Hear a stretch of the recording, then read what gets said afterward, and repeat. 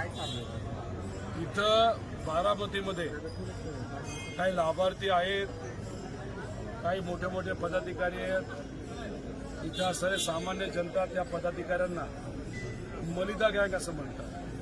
कारण का त्यांच्यातले बहुतांश लोक हे कॉन्ट्रॅक्टर आहेत.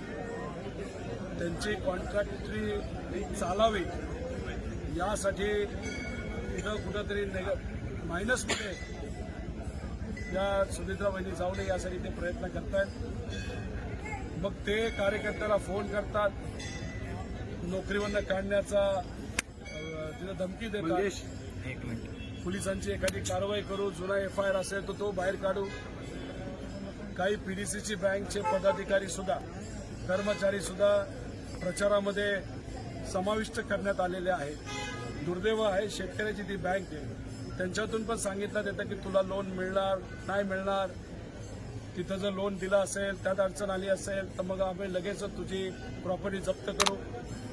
शहरी भागामध्ये गुंडाचा वापर केला जातोय, धमक्या दिल्या जातात.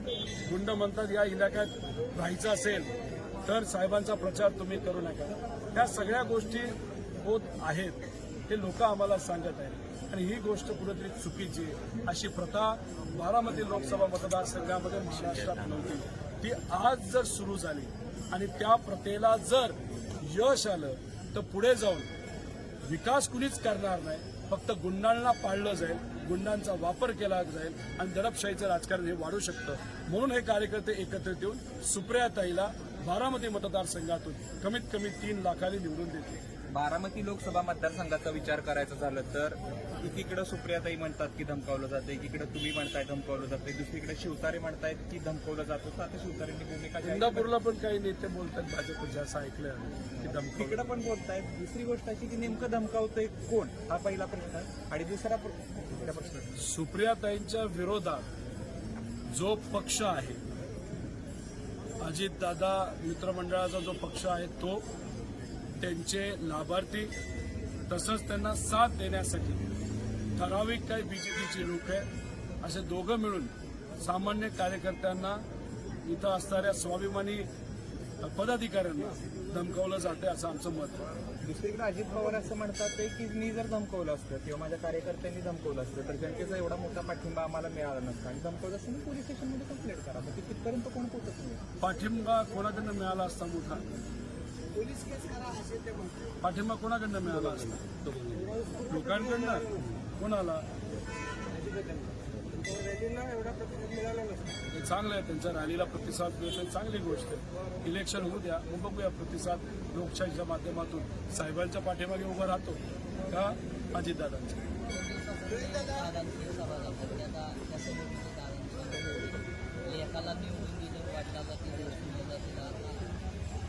तुम्ही विसरलात काय? बापाला निवडून दिलं, मग लेकाला दिलं. लेकाचा बाप कोण? मग त्या बापाला कुणी सोडलं? हे सुद्धा लोक प्रश्न करत आहेत. याच प्रश्नाचं उत्तर लोकशाहीच्या माध्यमातून सुप्रियाताईला कमीत कमी 3 लाखाच्या निवडून दिलं जाईल, हेच तुम्हाला सांगतो. या प्रश्नावरती साहेबांचं स्टेटमेंट ऐकलं असेल, मूळचे पवार कोण, त्या संदर्भात साहेबांवरती टीका देखील होती. कसं बघता आपण? मी ते स्टेटमेंट काय ऐकलेलं नाही. मी खूप इतिहासात जात नाही, फक्त शिवशाहू फुले आंबेडकर यांचा विचार पुढे घेऊन जातो. त्यामुळे काय त्यांनी बोललं हे मला बघावं लागेल आणि बोलल्यानंतर नक्कीच मी बोलतो. दादा पवार साहेब झालं, सुप्रियाताई झालं, सर्व जे काय प्रतिस्पर्धी होते असतात त्यांची भेटीगाठी सुरू झालेली आपण बघितले. आनंदराव जोपलेंची भेट घेतली पवार साहेबांनी, सुप्रियाताईंनी भेट घेतली, नंतर त्याच्यानंतर काल ठाकरेंची भेट घेतली आणि नंतर कसं बघा ठाकरे कुटुंबामध्ये एक घटना घडली हे आपल्या सगळ्यांना माहिती आहे. त्या अनुषंगाने पवार साहेबांनी इथं जाऊन, त्यांच्या गावी जाऊन त्यांची भेट घेतली. त्याच रोडवर पुढे थोडंसं गेलं तर तावरे साहेब होते, तर तिथं जाऊन साहेब भेटले. आजच भेटलेत का? त्याच्या आधी सुद्धा भेटलेले आहेत. त्यामुळे साहेब नेहमी सगळ्यांनाच भेटतात. मोदी साहेबांनाही भेटतात, गडकरी साहेबांनाही भेटतात. त्यामुळे साहेब कोणाला भेटतात याच्यापेक्षा जनता कोणाच्या बाजूनी हे थोडं बघा. त्यामुळे जनता ही साहेबांच्या बाजूनी, विचाराच्या बाजूनी हे चित्र आपल्याला लोकसभेत दिसेल. अजितदादांचं भावंडांचं वक्तव्य आहे. हो, ते मी ऐकलं.